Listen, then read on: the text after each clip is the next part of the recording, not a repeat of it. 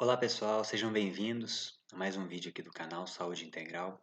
Hoje eu quero trazer um devocional para vocês em relação a um tema que eu acho um dos temas fundantes da fé cristã. Jesus, em Mateus capítulo 6, no Sermão do Monte, ele diz algo muito importante, uma das coisas mais importantes que ele diz. Busquem, pois, em primeiro lugar o reino de Deus e sua justiça, e todas estas coisas lhes serão acrescentadas.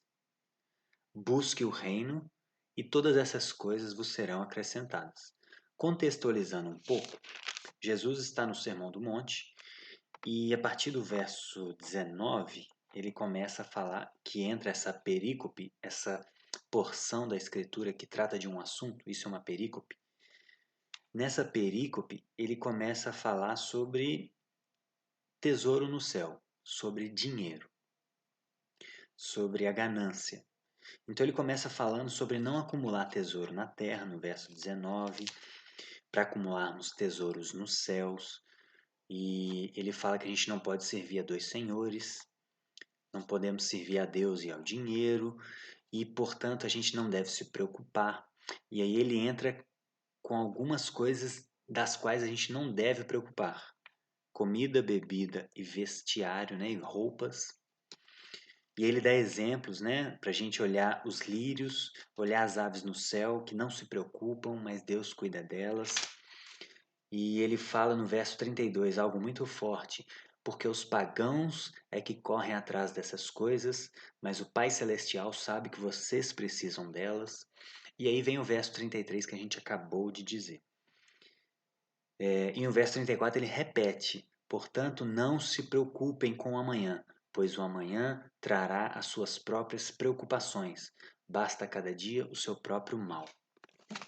Então, Jesus está falando num contexto de cuidado com a nossa vida, de suprimento das nossas necessidades, né? Jesus sempre, e a Bíblia no Novo Testamento, sempre trata de necessidades, não trata de luxo, não trata de excessos, né? A Bíblia sempre trata sobre necessidades.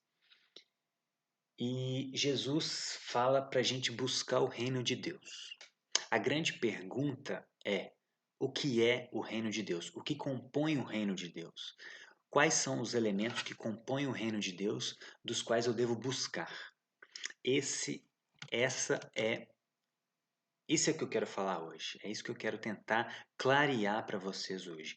O que é buscar o reino de Deus? Quais são os elementos, quais são as áreas da vida humana que a gente deva aprimorar e que Deus considera que a gente está buscando o seu reino? Bom, se Deus é o rei e ele tem um reino, esse reino é feito de pessoas, de súditos, né? Fazendo uma analogia com a monarquia.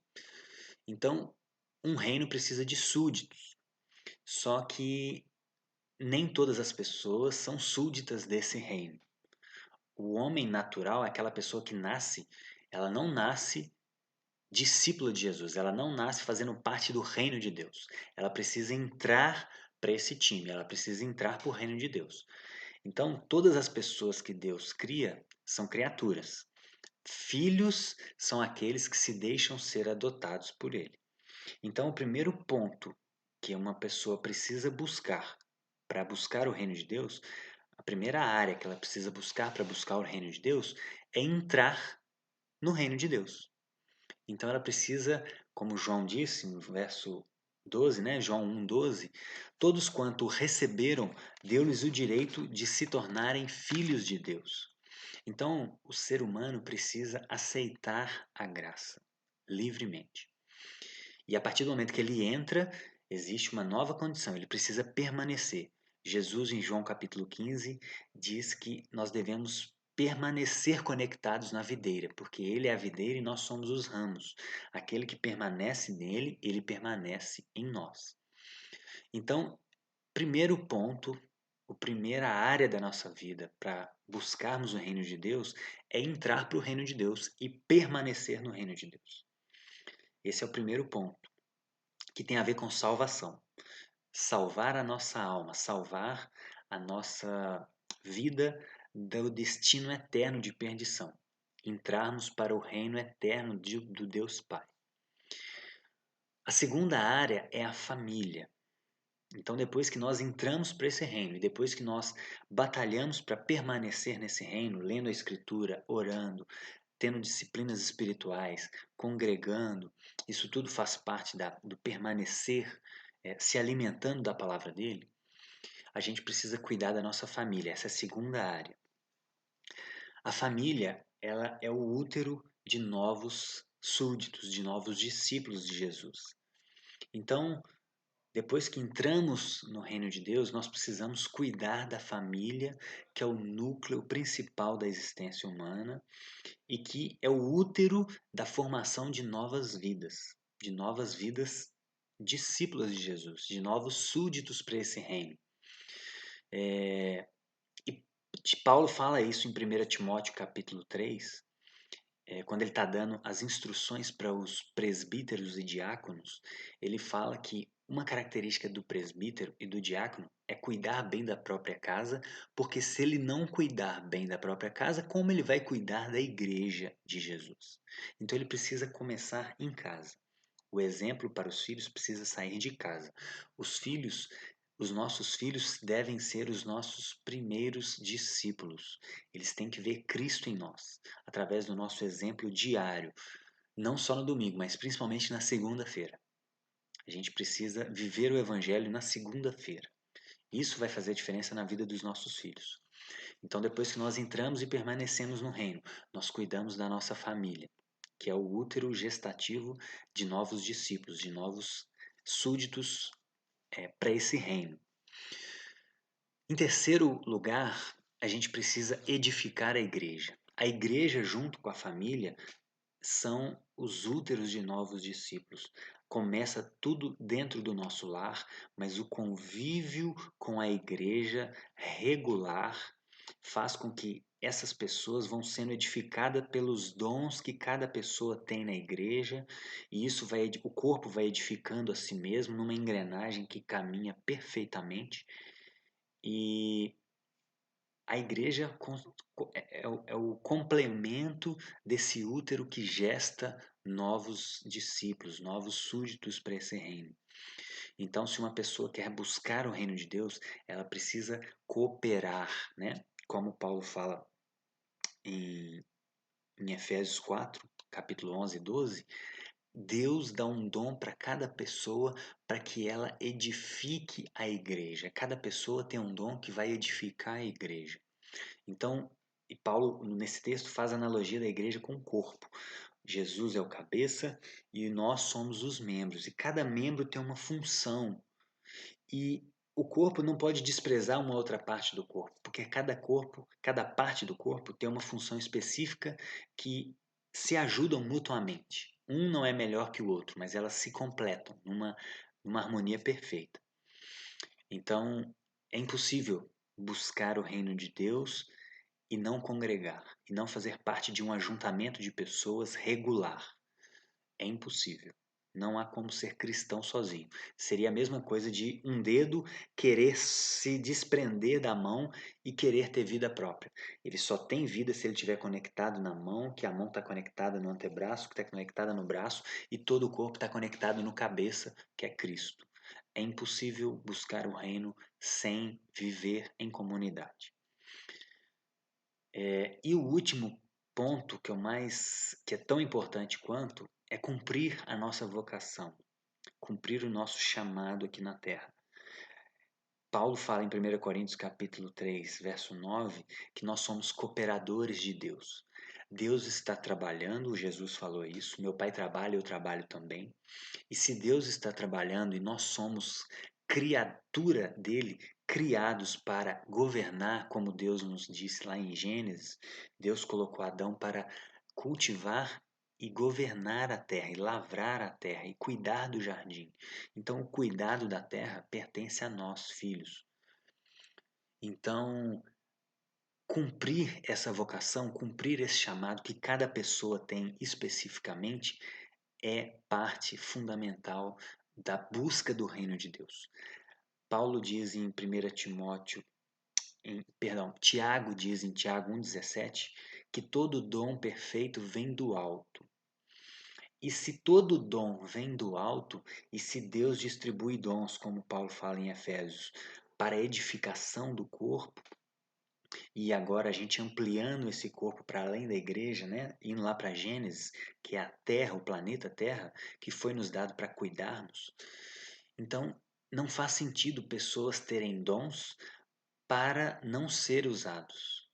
Se eu tenho um dom de ensino, se eu gosto, se eu amo estudar, se eu gosto de ensinar, não faz sentido eu julgar esse dom, colocar esse dom numa gaveta e procurar fazer alguma outra coisa com outras motivações, sejam financeiras, sejam por status, não faz sentido, porque um dia eu vou estar diante de Deus e prestar contas dos meus atos, de todos os segundos que eu tive, que Ele me disponibilizou aqui na Terra, e eu vou ter que prestar contas, eu vou ter que apresentar as minhas obras, do que eu fiz com o meu tempo, e Jesus vai me cobrar isso. Jesus vai olhar para mim e vai falar: olha, eu te dei esses dons. Como Jesus cita na parábola, que ele deu um talento para cada pessoa e depois ele presta contas desses talentos, do que nós fizemos com esses talentos, se nós multiplicamos ou se nós escondemos eles. Então, cada pessoa tem um dom único, cada pessoa sabe fazer algo que ninguém mais sabe fazer. Então ela precisa investir a sua vida, se programar. É claro que existe um período de programação. A gente precisa cuidar da nossa família. Então, se você não sabe quem você é e descobriu isso agora, você precisa se organizar para transicionar a sua vida, para conseguir ter retorno financeiro, para conseguir viver do seu ofício. Não quer dizer que você vai abandonar o seu serviço hoje e começar a fazer aquilo que você descobriu que ama fazer, que Deus te chamou para fazer, e deixar a sua família passar necessidades. A família é prioridade. Então é preciso organização também. Mas o objetivo de vida de todo discípulo de Jesus deve ser fazer prioritariamente aquilo que ele tem de dom, aquilo que ele se sente com gosto de vida, aquilo que traz gosto de vida para ele fazer, aquilo que ele ama fazer. E um livro que eu indico, eu vou deixar na descrição desse vídeo, eu não estou com ele aqui, o livro chama Vocação, do Darren Miller. E eu queria finalizar com essa frase que me marcou nesse livro, dessa moça, e ela fala o seguinte: o livro contém vários relatos de pessoas que se descobriram na sua vocação e que se organizaram para atuar na sua vocação. E essa moça disse o seguinte: eu, a sensação que eu tenho é que eu amo tanto pintar, ela dizendo, eu amo tanto pintar, que se eu passasse a minha vida inteira num quarto fechado, pintando sem ninguém sem ninguém ver as minhas pinturas, eu chegaria no final da minha vida e acharia que a minha vida foi um sucesso. Então, isso para mim é vocação. Isso para mim é a pessoa que entendeu o chamado, entendeu os dons que Deus lhe deu e sente prazer nisso, e sente que aquilo tem vida, ela faz aquilo com vida. E ela não fica presa na hashtag sextou, né? Para ela, sextou, segundou, é tudo a mesma coisa, porque ela faz aquilo que ela ama fazer. Então ela está com a vida toda diante de Deus, toda a vida inteira, seja a sua salvação, seja a sua família, seja a edificação com a igreja, seja a sua vocação, tudo está debaixo da vontade de Deus. Então ela faz com prazer, ela faz com plenitude.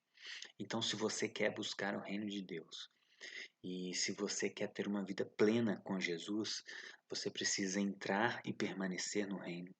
Você precisa cuidar da sua família, você precisa cumprir, edificar a igreja e cumprir a sua vocação. Esses 4 pilares são fundamentais para o reino de Deus. Que Deus te abençoe e que você descubra quem você é. Se você ainda não conhece a Cristo pessoalmente, que você conheça, que você abra o seu coração para, porque você já tem a revelação dele. Deus se revela de várias formas.